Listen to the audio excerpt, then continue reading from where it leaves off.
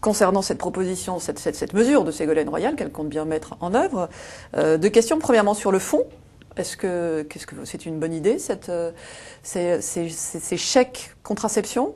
Et deuxièmement, la forme. Est-ce qu'on peut, comme ça, lorsqu'on est présidente de région, mener sa propre politique contre le gouvernement? Sur la méthode et sur l'opération de communication qu'a menée Ségolène Royal, je dirais qu'elle recycle ce qui existe déjà.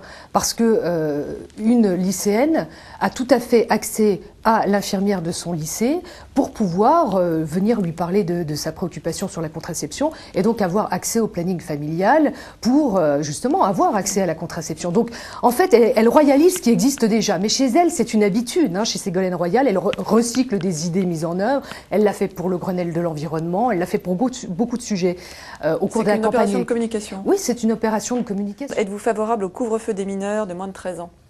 Le couvre-feu des mineurs délinquants de moins de 13 ans. Il faut le rappeler. Donc il s'agit d'enfants de moins de 13 ans ou de 13 ans qui ont déjà eu affaire à la police et dont je juge moi-même qu'ils n'ont rien à faire dans la rue et que les parents devraient s'en occuper. Donc évidemment, je suis favorable à cette mesure et j'estime aussi que nous avons un arsenal qui nous permettrait d'être beaucoup plus coercitif vis-à-vis de certains parents. C'est-à-dire que quand des enfants se retrouvent en garde à vue, je pense qu'il faut aussi aller chercher les parents, les mettre aussi en garde à vue.